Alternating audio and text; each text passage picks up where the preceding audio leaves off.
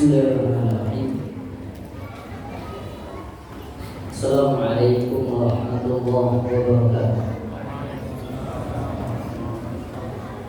Alhamdulillahi rabbil alamin wal 'aqibatu lil muttaqin fala 'udwana illa 'alal zalimin wa nusalli wa nusallim 'ala sayyidil mursalin al-mab'uuthi rahmatan lil 'alamin nabiyina Muhammadin wa 'ala alihi wa sahbihi ajma'in. Amma ba'd. Akhwani fiddin wa akhwati fillah, para jemaah sekalian, Bapak Ibu yang semoga senantiasa dirahmati Allah Subhanahu wa taala. Yang pertama, senantiasa kita bersyukur kepada Allah Jalla Jalaluhu yang telah melimpahkan dari banyak nikmat-nikmatnya, yang dengan semua nikmat tersebut Allah Subhanahu wa taala masih mudahkan kita dari melakukan berbagai macam dari amal-amal ketaatan, baik amal-amal yang wajib maupun amal-amal yang sunnah. Walaupun hanya saja setiap nikmat yang Allah berikan kepada kita, maka dipastikan setiap hamba akan mempertanggungjawabkannya di hadapan Allah di hari kiamat. Sebagaimana Allah Subhanahu wa taala berfirman di akhir surat At-Takatsur, "Tsumma latus'alunna yawma idzin 'anil na'im." Kata Allah, sungguh kelak kalian akan ditanyakan di hadapan Allah 'anil na'im, tentang semua nikmat-nikmat.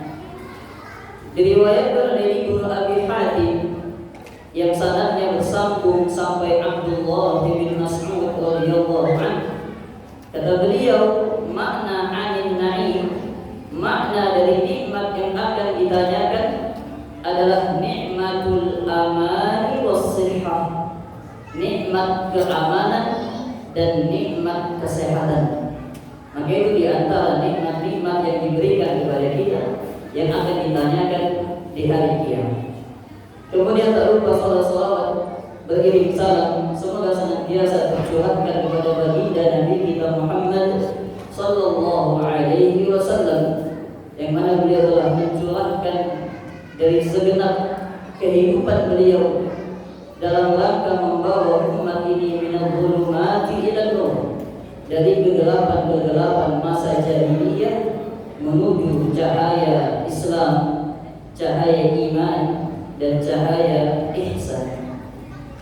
Para jamaah sekalian, Bapak Ibu yang semoga senantiasa dirahmati Allah Subhanahu wa taala, adapun kehadiran kami di tengah-tengah jamaah semua hanya sebagai badal,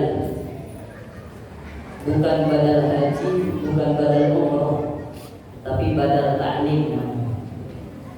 Karena kami menggantikan Ustaznya Al-Ustaz Hafizullah yang sedang melakukan perjalanan safar.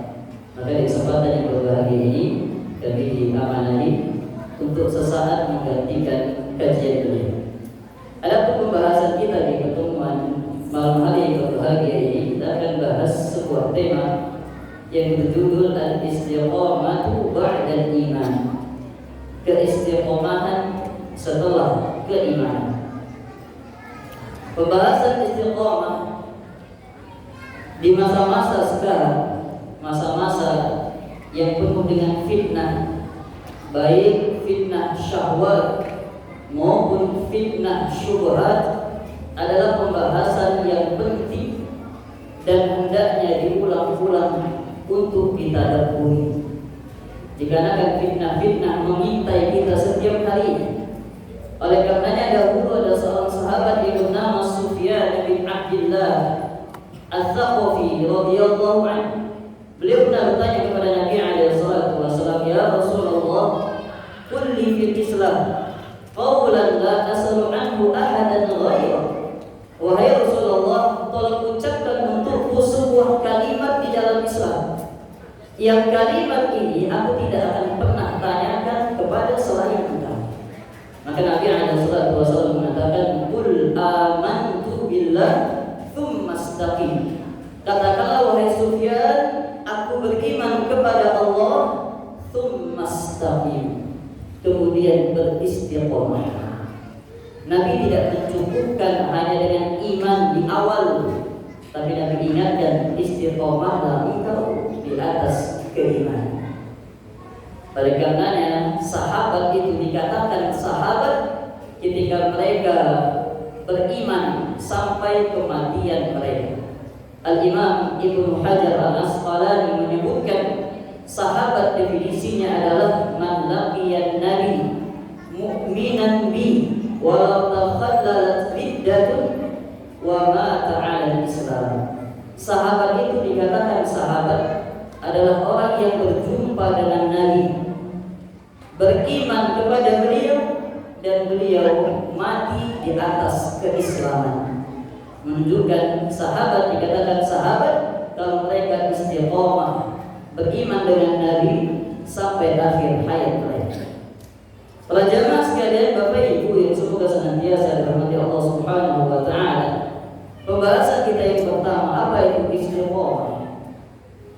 Istiqomah secara bahasa disebutkan para ulama maknanya al-istiwa wal i'tidal. Artinya lurus dan seimbang. Itulah istiqomah. Tidak belok ke kanan, tidak belok ke kiri, tidak condong ke kanan, tidak condong ke kiri. Itulah istiqomah secara bahasa.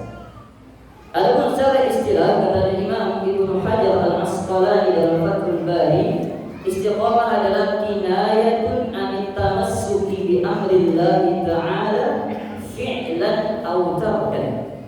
Istiqomah adalah sebuah ungkapan tentang berpegang teguh terhadap perintah Allah, baik dengan melakukan perintah atau meninggalkan larangan.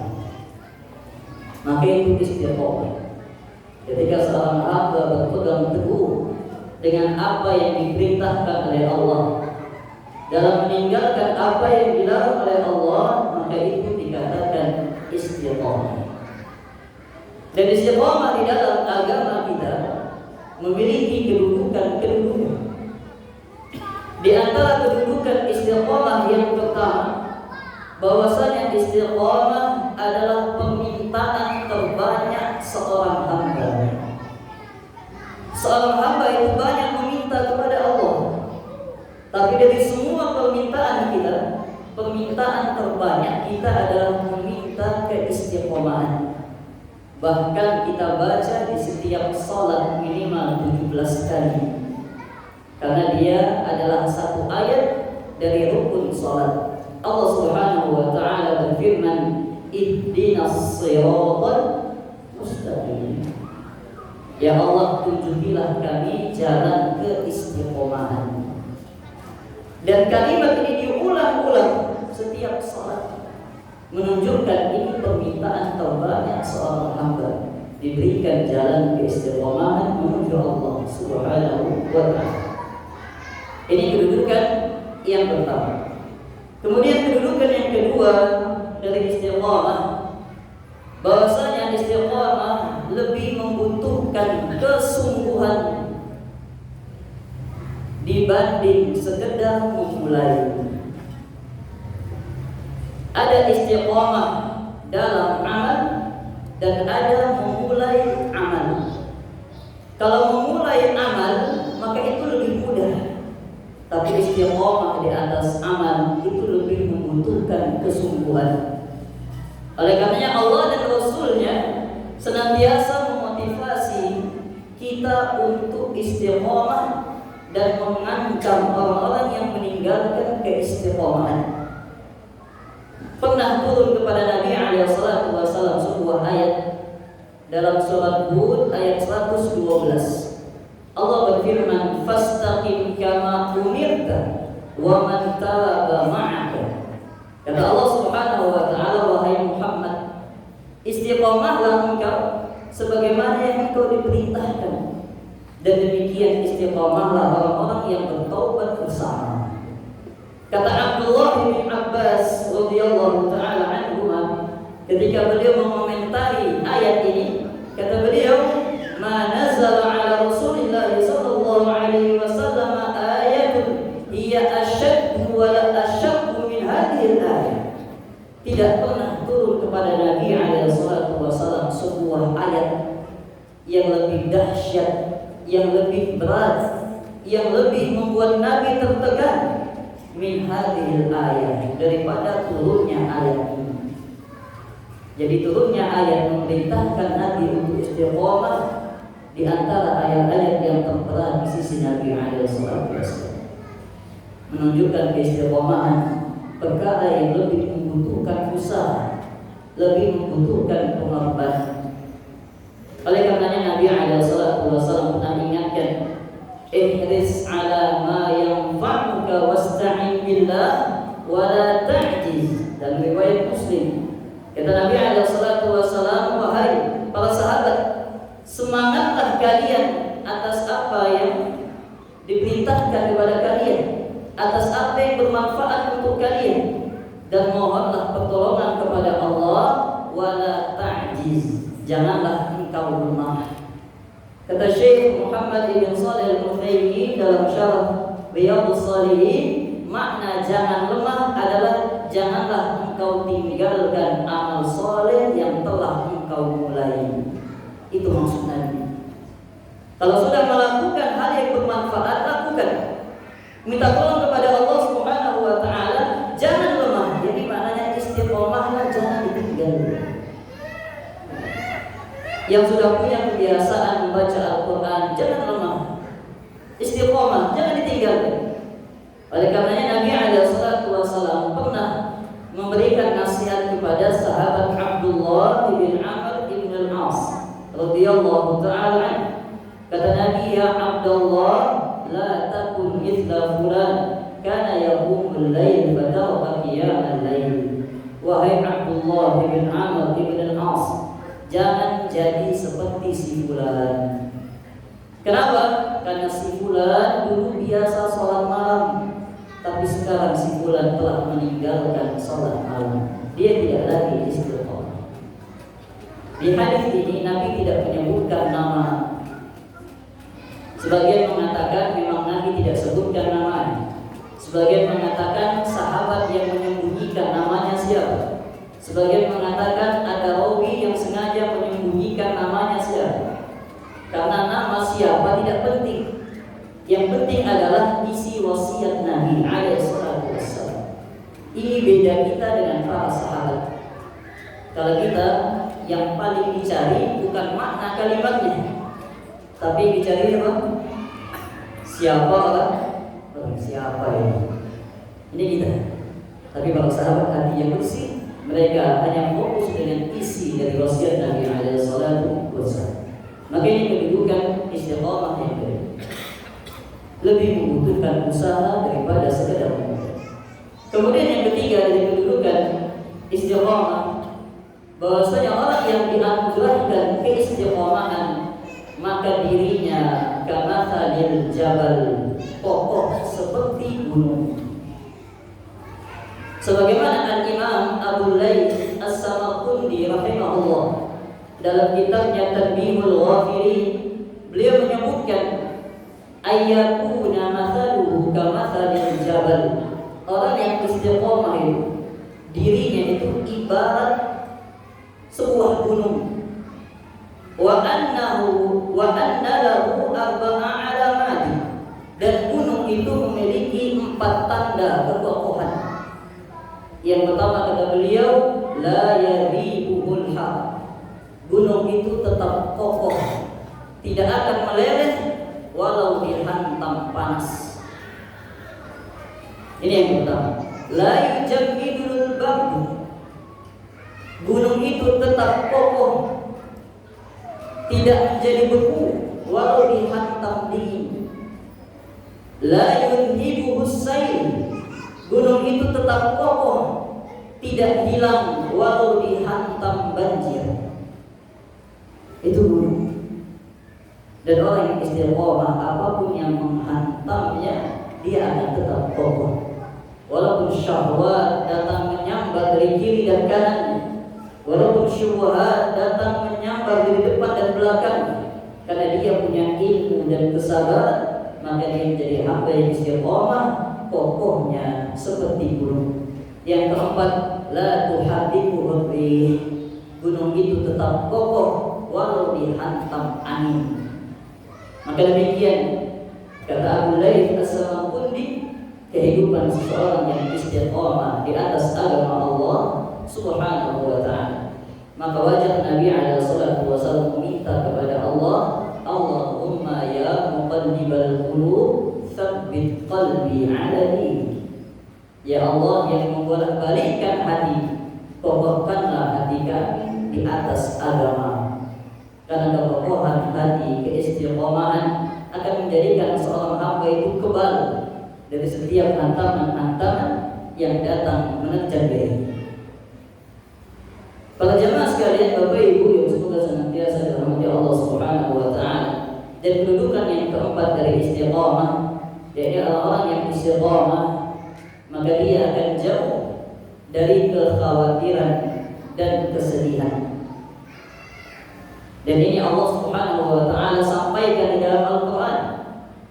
Di dalam surat Fussilat Allah mengingatkan, innal ladzina qalu rabbuna Allah tsumma istaqamu tatanazzalu 'alaihimul malaikatu alla takhafu wa la tahzanu wa abshiru bil jannati allati kuntum tu'adun. Kata Allah Subhanahu wa ta'ala, dan orang yang berkata Tuhan kami adalah Allah, kemudian mereka istiqamah, maka ketika sakaratul maut datang malaikat-malaikat yang menghibur. Karena saat paling sulit yang dihadapi seorang hamba adalah saat-saat sakaratul maut. Karena sakaratul maut adalah sebuah penyakit yang tidak ada obatnya. Makanya ketika badan manusia terbujur kaku karena sakaratul maut, maka malaikat berkata, kalla idza balaghatit taraqi wa qila man raq. Kata malaikat ketika nafas manusia sudah sampai ke ronggongannya, malaikat berkata, man raq, siapa yang bisa meruqyah dirimu, siapa yang bisa mengobati dirimu. Dan itu saat-saat paling sulit. Ternyata orang yang istiqomah di saat sulitnya datang malaikat-malaikat yang berwajah indah, yang baunya wangi. Mereka berkata, alla takhafu wa la tahzanu. Janganlah kalian takut, janganlah kalian bersedih. Kata Imam As-Sayuti, makna takut, janganlah kalian takut dengan apa yang akan dihadapi setelah kematian, dan janganlah bersedih atas apa yang ditinggalkan setelah kematian. Karena orang yang takut mati, cuma itu yang ditakutkan. Takut dengan tanggung jawab yang akan dihadapi, dan sedih dengan keluarga harta benda yang ditinggalkan. Maka datang malaikat menghibur. Bahkan hiburan malaikat bertambah satu lagi. Kata mereka, wa abshiru bil jannati allati kuntum tu'adun. Dan berbahagialah dengan surga yang telah dijanjikan Allah untuk kalian. Maka demikian kedudukan keistiqomahan di dalam agama. Dengan kedudukan yang kami bacakan di awal, maka menambah semangat, memberikan motivasi untuk kita semua untuk lebih istiqomah berada di atas agama Allah Subhanahu wa ta'ala. Yang jadi pertanyaan, bagaimana caranya untuk menjadi seseorang yang mustaqim, seseorang yang istiqomah? Maka di pertemuan kita yang ringkas ini kami akan sebutkan beberapa poin yang bisa membantu kita untuk menjadi hamba-hamba yang istiqomah. Baik, ikhwani fillah wa akhwati fillah rahimakumullah. Poin yang pertama di antara hal yang membantu kita untuk istiqomah adalah ilzam majalisal ilm. Senantiasalah duduk di majelis ilmu. Untuk di masa-masa seperti ini, tempat yang paling tenang adalah duduk di majelis ilmu. Betapa banyak orang-orang yang datang ke majelis ilmu, kalau ditanya kenapa tadi, pusing di rumah, cuma ingin menghilangkan kepusingan, maka tidak masalah. Karena memang di masa sekarang tempat yang paling aman dari fitnah, tempat yang paling menenangkan adalah majelis ilmu. Dan Allah dan Rasulnya telah merekomendasi dari majelis-majelis ilmu. Dalam hadis qudsi Allah Subhanahu wa taala dikisahkan memiliki sayyarah. Sayyarah adalah malaikat-malaikat yang mencari majelis-majelis ilmu. Maka Allah berfirman, orang-orang yang berada di majelis ilmu itu humul qaum la yashqa bihim jalisuhum. Mereka adalah sebuah kaum yang kawan-kawan mereka tidak pernah merasakan kesulitan. Itulah majelis ilmu. Nabi pun merekomendasi majelis ilmu. Bahkan Nabi alaihi salatu wasallam sebutkan majelis ilmu sebagai rawdah min riyadil jannah, dari taman-taman surga. Dalam riwayat At-Tirmidzi, Nabi alaihi salatu wasallam mengingatkan, "Idza maradtum bi riyadil jannati faqta'u." Kalau kalian melewati taman surga, maka duduklah di situ. Merumputlah di situ. Ambillah yang bermanfaat di situ. Maka sahabat bertanya, "Ya Rasulullah, wa ma riyadul jannah?" Apa itu taman-taman surga? Maka Nabi menjawab, "Hilaqul dzikri." Halaqah zikir yang disebutkan nama Allah dan Rasulnya. Itulah majelis-majelis ilmu.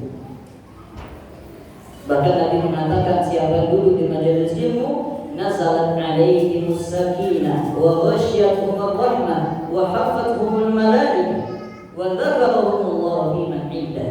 Turun kepadanya sakinah, ketenangan. Mereka diliputi dengan rahmah, kasih sayang, rahmat Allah. Kemudian mereka dinaungi oleh para malaikat, dan Allah menyebutkan nama mereka satu persatu di hadapan para malaikat yang tinggi di sisi Allah. Maka ini bentuk rekomendasi Allah dan Rasulnya tentang majelis ilmu. Maka kadang awal futurnya seorang hamba, awal futurnya seorang penuntut ilmu ketika mereka mulai meninggalkan majelis-majelis ilmu. Kalau sudah sekali tidak hadir, akan diikuti dengan ketidakhadiran berikutnya. Ketidakhadiran yang kedua akan diikuti dengan absen yang ketiga. Dan demikian seterusnya. Kalau sudah meninggalkan majelis ilmu, maka dia telah terlepas dari jamaah. Yang terlepas dari jamaah itulah santapan lezat dari para syaitan. Nabi alaihi salatu wasallam mengingatkan dalam hadis Umar bin Al-Khattab, riwayat At-Tirmidzi, dia mengatakan, "Alaikum bil jama'ati wa iyyakum wal furqah, fa inna asy-syaitana ma'al wahid wa huwa ma'al itsnaini ab'ad." Kata Nabi alaihi salatu wasallam, wajib atas kalian bersama jamaah. Hati-hati kalian dari berpecah belah, karena sesungguhnya syaitan itu menyertai orang yang sendirian. Dan syaitan bersama dua orang, dia lebih jauh. Maka demikian ketika sudah meninggalkan majelis ilmu, dia sudah terlepas dari chemistry-nya, dari jamaahnya. Bukankah serigala itu mengincar kambing yang sendirian? Maka demikian hilang keistiqomahan ketika mulai hilang dari majelis ilmu. Oleh karenanya belajar agama tidak terpaku dengan sosok tertentu, tidak terpaku dengan tokoh tertentu, tidak terpaku dengan figur tertentu. Karena seorang ahlu sunnah, kata para ulama, ahlu sunnati ma'al haqqi haitsuda. Ahlu sunnah itu bersama kebenaran di mana kebenaran itu berada. Ahlu sunnah tidak bersama orang tertentu, tapi ahlu sunnah itu beredar bersama kebenaran. Oleh karenanya ketika Nabi alaihi salatu wasallam meninggal dunia, semua sahabat goncang. Sampai sahabat Umar bin Al-Khattab radhiyallahu taala ketika mendapatkan berita bahwasanya Nabi meninggal dunia, beliau mengancam, siapa yang menyebarkan berita Nabi meninggal, darabtu unuqahu, aku akan penggal kepalanya. Saking goncangnya Umar bin Al-Khattab, karena mereka selama ini menjadi semangat, menjadi motivasi mereka beribadah ketika Nabi berada di tengah-tengah mereka. Tapi ketika Nabi meninggal, maka mereka goncang. Maka seketika itu sahabat Abu Bakar As-Siddiq, seorang sahabat yang cerdas. Beliau tahu sosok Nabi adalah sebab mereka mendapatkan keimanan. Tapi ketika Nabi meninggal dunia, mereka harus tetap istiqomah di atas keimanan, karena mereka beragama karena mengharapkan wajah Allah. Ada Nabi atau tidak ada Nabi, tetap beriman. Sehingga beliau berkata, "Man kana ya'budu Muhammadan fa inna Muhammadan qad mat." Siapa yang menyembah Muhammad, kata Abu Bakar, maka sesungguhnya Muhammad telah meninggal dunia. "Wa man kana ya'budu Allah fa inna Allah hayyun la yamut." Tapi siapa yang selama ini beribadah kepada Allah, maka ketahuilah bahwasanya Allah Zat yang maha hidup, tidak akan pernah mati. Dan kekhawatiran Abu Bakar ini terjadi ketika Nabi meninggal, maka muncullah murtadin, orang-orang yang murtad, menunjukkan selama ini mereka beriman hanya karena Nabi, bukan karena Allah. Muncul mani'uz zakat, muncul orang-orang yang tidak mau membayar zakat, yang mereka memisahkan antara salat dan zakat. Dulu ketika Nabi masih hidup, kami salat, kami zakat. Tapi ketika Nabi sudah meninggal, kami salat saja, kami tidak mau membayar zakat. Muncul golongan-golongan yang telah keluar dari Islam.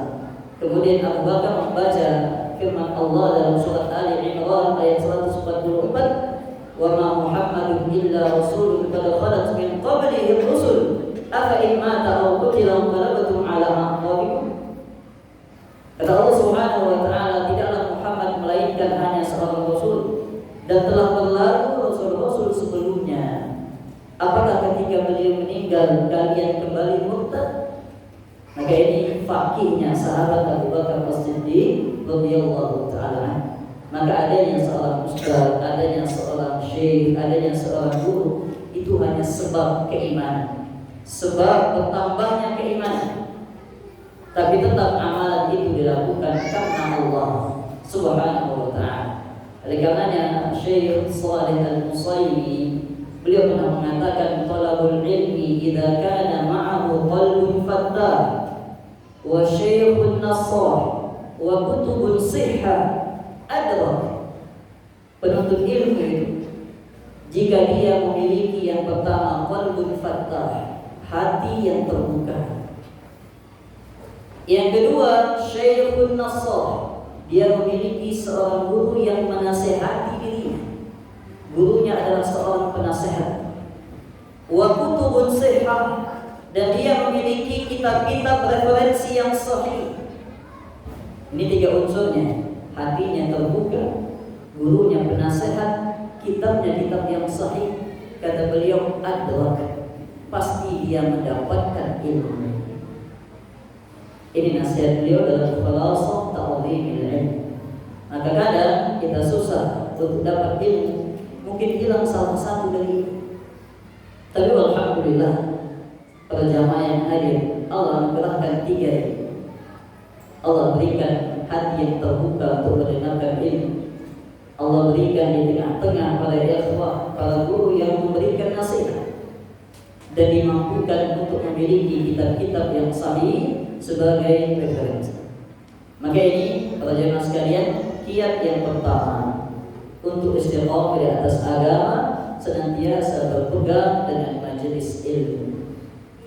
Para jemaah sekalian, Bapak Ibu yang semoga senantiasa dirahmati Allah Subhanahu wa taala, kiat yang kedua ketika ingin menjadi hamba yang istiqomah adalah banyak-banyak muhasabatun nas, banyak mengintrospeksi diri, banyak mengevaluasi diri, merenungkan dari apa yang sudah kita lakukan, dari kejelekan-kejelekan, dari amal-amal kebaikan.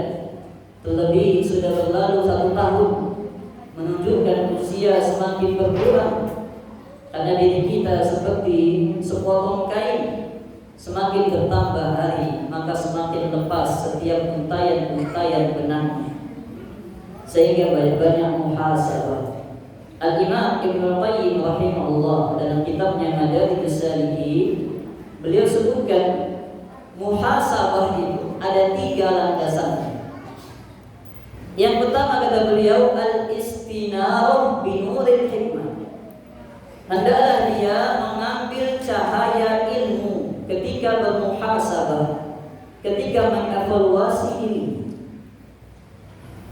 Dengan cahaya ilmu tadi dia bisa membedakan mana hak, mana batil, mana sunnah, mana bid'ah, mana tauhid, mana syirik, mana amalan yang harus dipertahankan, mana amal yang selama ini yang harus dibuang jauh-jauh.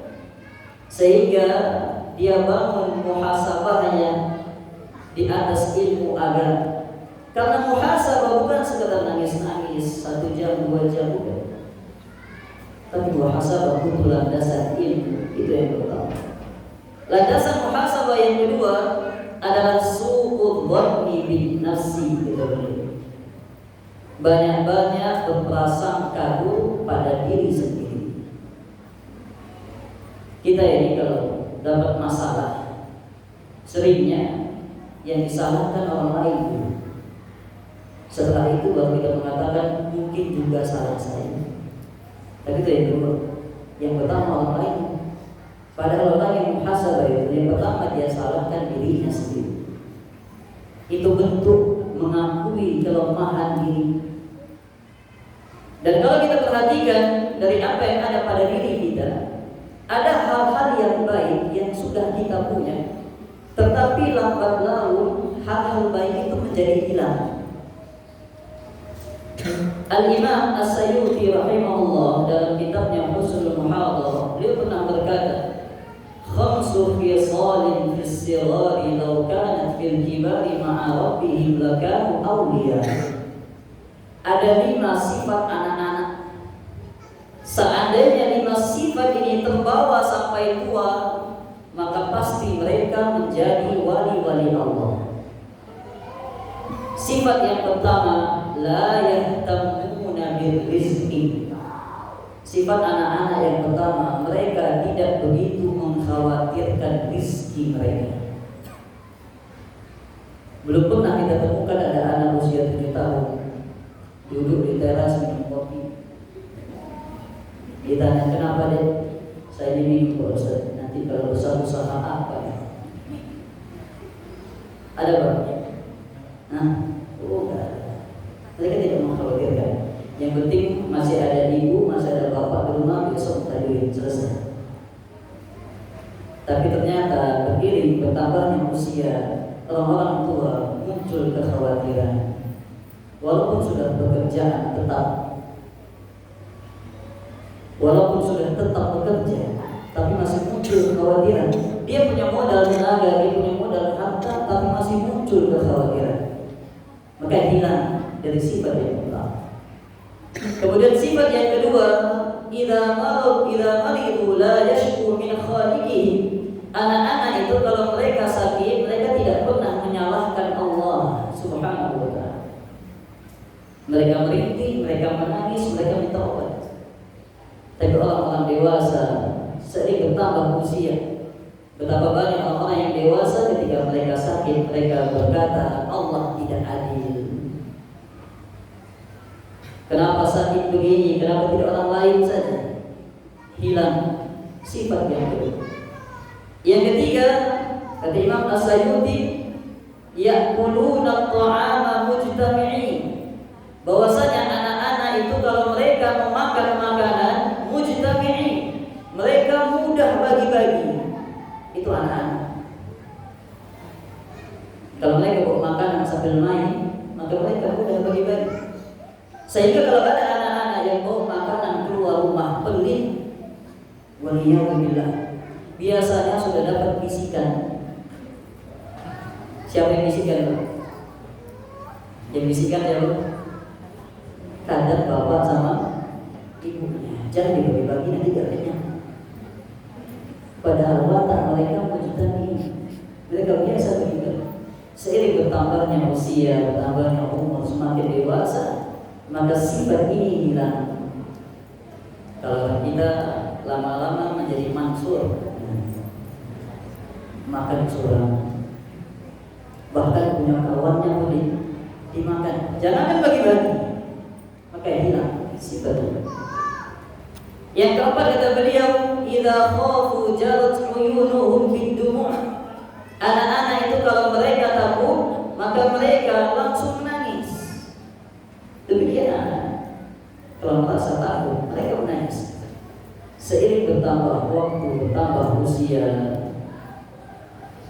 bertambah dewasa, mengatakan takut tapi tak pernah menangis. Takut neraka? Takut neraka? Takut.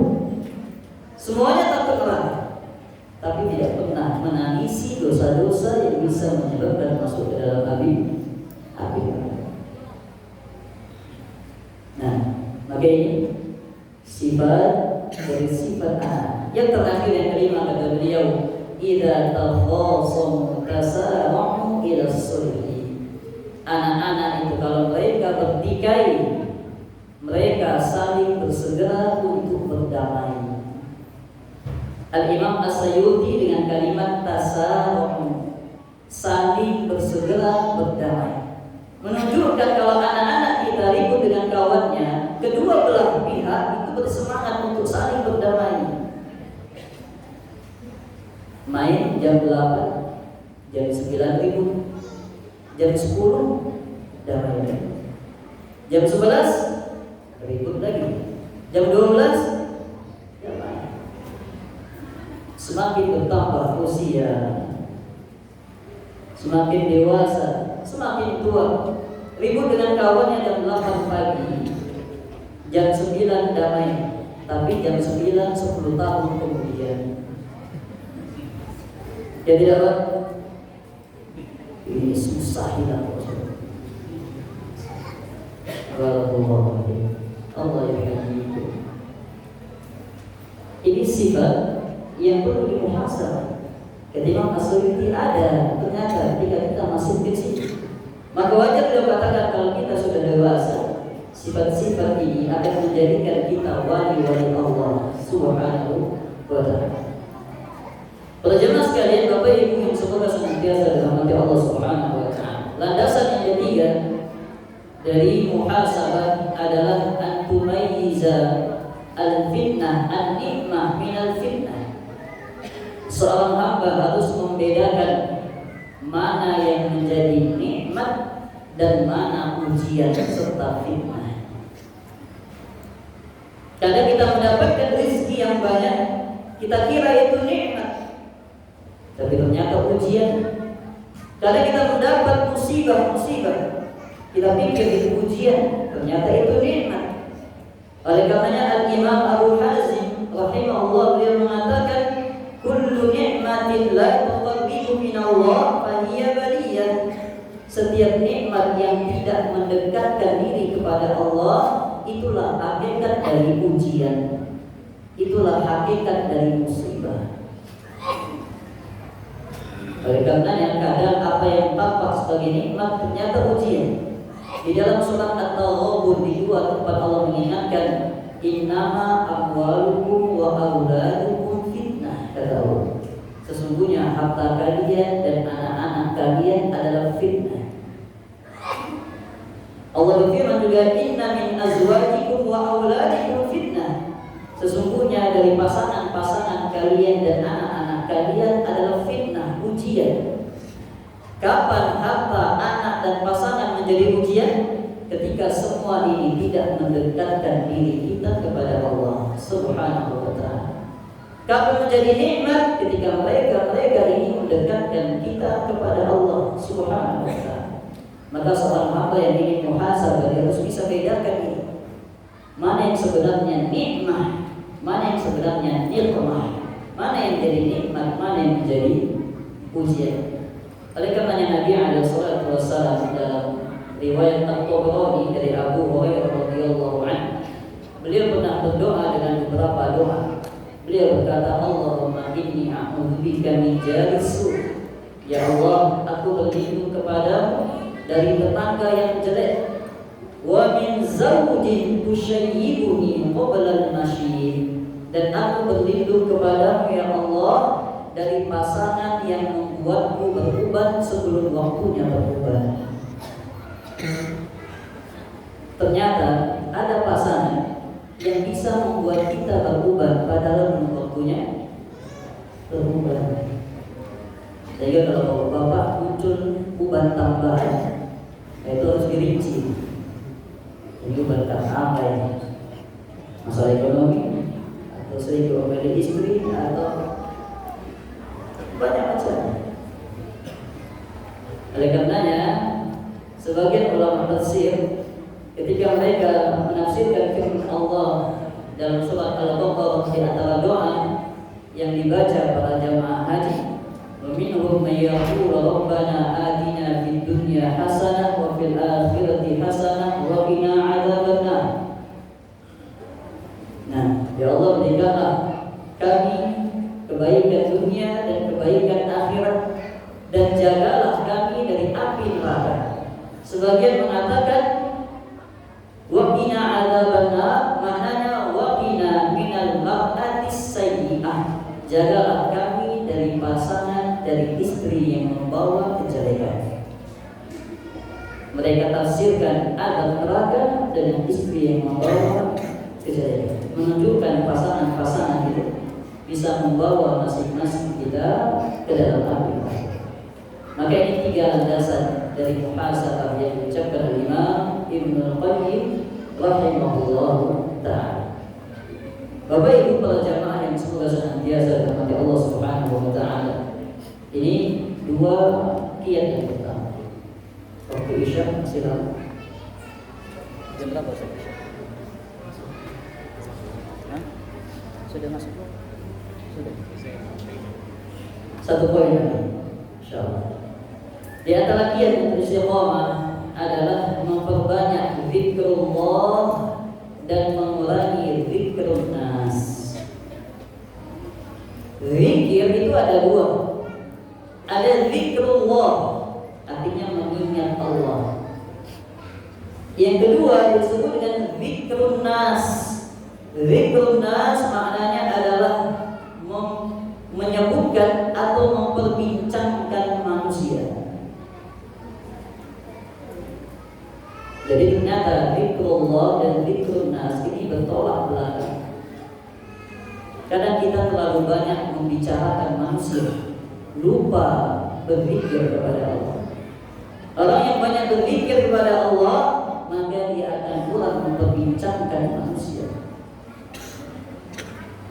Saking semangatnya zikrun nas, saking semangatnya membicarakan manusia, dari kepala negara sampai kepala rumah tangga dibicarakan. Dari ibu negara sampai ibu rumah tangga dibicarakan. Itu banyak zikrun nas. Sahabat yang mulia Umar bin Al-Khattab radhiyallahu ta'ala beliau pernah berkata, "Alaikum bi dzikrillah fa innahu dawa," atau fa innahu syifa. Wajib atas kalian banyak berzikir mengingat Allah, karena sesungguhnya mengingat Allah itulah syifa, itulah penyembuh. Wa iyyakum wa dzikrun nas fa innahu da. Dan hati-hati kalian banyak memperbincangkan manusia, karena itu adalah ada penyakit. Abdullah bin Aun juga berkata, "Zikrullahi dawa wa zikrun nasi da." Berzikir mengingat Allah adalah obat, adapun memperbincangkan manusia adalah penyakitnya. Maka tetap banyak orang yang hilang keistiqomahan karena terlalu banyak memperbincangkan manusia. Karena yang diperbincangkan seorang syekh, seorang guru, itu saya sudah gak pantas mengambil ilmunya. Ada lebih penting madrasah itu dia aja rumah. Memperbincangkan seorang dai. Ya kata para ulama, lahumul ulama masmumah. Daging-daging para ulama itu beracun. Siapa yang menghibahi berarti telah memakan daging mereka, dan itu beracun, bisa mematikan diri sendiri. Karena banyak membicarakan manusia, hilang keistiqomahan, hilang semangat belajar. Maka ini 3 poin. Sebenarnya masih banyak poin-poin yang lain yang bisa membantu keistiqomahan. Semoga poin-poin yang kita sebutkan menjadi faedah bagi kita semua.